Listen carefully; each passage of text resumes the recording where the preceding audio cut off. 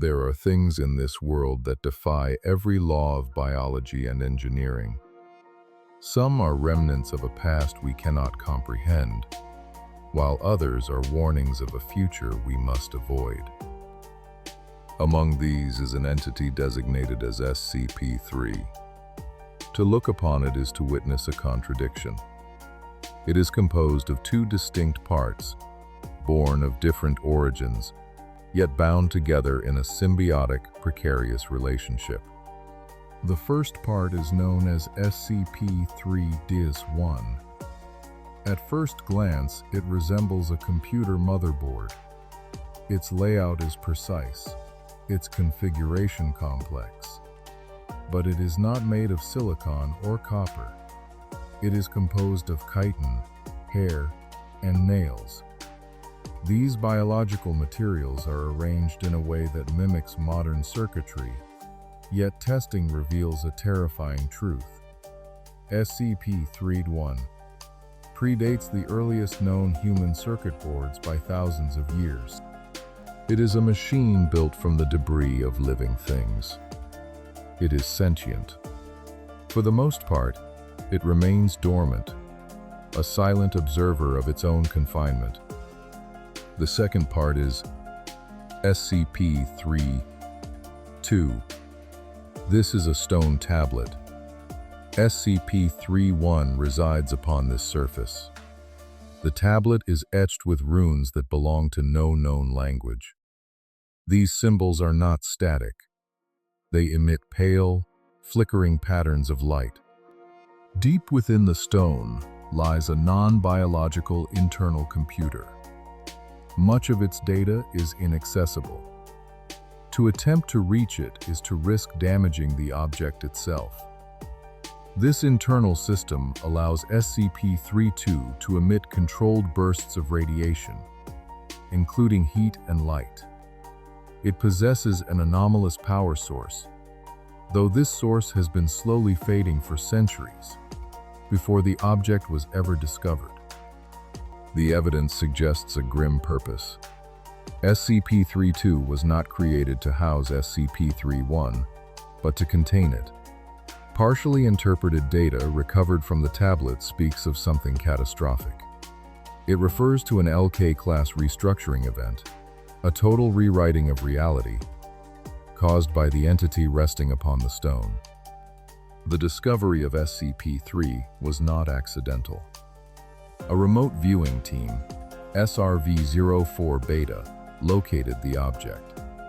There are indications that the tablet, SCP-3-2, deliberately contacted them. Other organizations were alerted to its existence in a similar fashion. Yet, despite this outreach, the tablet shows no signs of sentience. It is merely a tool, a cage with a dying battery. Containment depends on one thing: heat. SCP-3 must be kept at a constant temperature of no less than 35 degrees Celsius. Ideally, it is held above 100 degrees. This extreme heat is the only thing that keeps SCP-3-1 in its dormant state. If the power fails and the temperature drops, the entity awakens. The awakening begins with growth. When the critical temperature threshold is crossed, SCP-3-1 enters a state of exponential mass increase. It does not create matter from nothing. It converts the world around it. First, it consumes inorganic material. Then, it turns to non-living organic matter, dead skin, hair, enamel, and keratin. In the first stage of growth, the entity takes a specific form. It expands into a shape similar to an ophiuroid, a brittle star, reaching 15 meters in diameter. At its center sits a processor 3 meters wide. It develops sensory organs. It scans the environment. As it grows, it converts the surrounding area into an unidentified anomalous substance. Only the stone tablet of SCP-003 remains immune to this conversion. But the first stage is merely the beginning. The second stage occurs if SCP-003 comes into contact with living organic material. The entity begins to template itself. It uses the biology of the living organism as a blueprint. It attempts to communicate with anything that matches its initial template. During this phase, the growth rate slows. If a complex organism is in contact with it, the growth can diminish by up to 90%. This is not because the entity is satiated, but because it is distracted. SCP-003 devotes a massive amount of its processing power to analyzing the living creature. The stone tablet, SCP-003, fights back. Whenever the growth begins, the tablet releases bursts of radiation. This inhibits the expansion. If the temperature can be pushed back above 100 degrees Celsius, the growth is reversed. Scientists have attempted to understand the biology of SCP-003. They found similarities to other anomalies, such as SCP-112 and SCP-200 and SCP-2756. But these connections offer no real answers. The entity remains an enigma, a biological mimicry of technology that should not exist. For a time, containment was stable. Then came the M03 Gloria procedures. Research Team M03 Gloria used linguistic analysis of the runes to establish a link between SCP-003 and another redacted source. In doing so, they confirmed that SCP-003 is indeed sentient. The warnings were clear. It had to be kept far away from certain other anomalies. But the pursuit of knowledge outweighed caution. The procedures performed by M03 Gloria accelerated the power loss of the stone tablet. Under orders from O510, the experiments continued. Containment failed. In the middle of one procedure, SCP-003's mass doubled in an instant. A sudden violent structural growth took hold. Despite the desperate rush by personnel to bring the temperature back up to 100 degrees, the entity continued to swell for more than 9 minutes. Finally, a massive spike of radiation erupted from the stone tablet, forcing the creature back into its original form. The remaining excess mass simply dissolved, leaving behind nothing but a fine, dusty residue. But the tablet was broken. SCP-003 could no longer maintain the necessary heat on its own. It became dependent on external generators to keep the horror dormant. The disaster repeated itself. During a subsequent experiment, SCP-003 entered another growth state. This time, the radiation spike from the tablet only paused the growth for 36 seconds. The entity did not stop. It quadrupled its mass. It formed a coherent outer shell and a physical body. It scanned its surroundings and converted the containment area into something alien.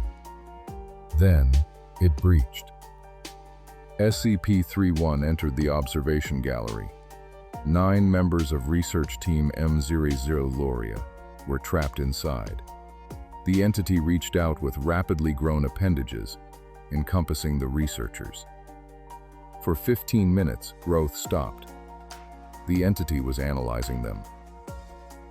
Then, it changed. It rearranged its center into the shape of a female humanoid. 3 meters tall. Tentacles did not vanish.